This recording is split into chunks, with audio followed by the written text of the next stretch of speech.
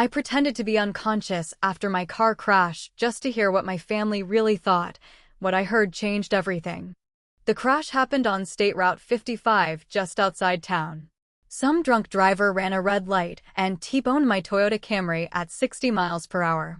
I remember the sickening crunch of metal, the sound of glass exploding like fireworks, then nothing until I woke up in the hospital with machines beeping around me like an electronic symphony. I wasn't seriously hurt. Minor concussion, some bruising, a few stitches on my forehead. Nothing life-threatening according to the nurses. But when I heard familiar voices arguing in the hallway outside my room, something deep in my gut told me to keep my eyes closed and listen. How long until she wakes up?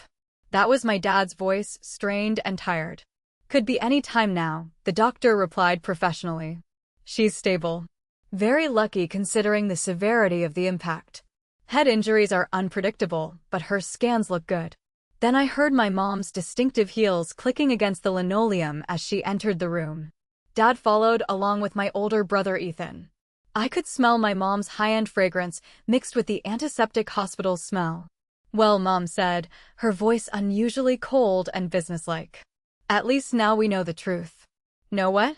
Ethan asked, confusion evident in his tone. Dad cleared his throat nervously. About the will. Your grandmother's will. My blood went cold. What will? Grandma Eleanor had died just last month. And while I knew there had been some family meetings about her estate, no one had mentioned anything about a will, specifically naming me. Your grandmother left everything to Abigail, Mom continued. And I could hear the bitterness creeping into her voice. The house, the investments, the life insurance, all of it. We found the papers in her safe deposit box yesterday when the lawyer finally let us in. I'd been wondering why they seemed so secretive and concerned about Grandma Eleanor's estate since her funeral. She'd always been closest to me. We'd spent every Saturday together for years baking cookies and talking about books. But I had no idea she'd left me anything significant. How much are we talking about? Ethan's voice was sharp, calculating.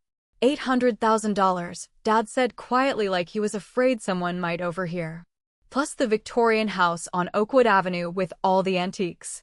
The lawyer estimated the total value at over $1 million. The room went silent except for my heart monitor, which seemed to be beeping faster. I fought to keep my breathing steady and my face relaxed.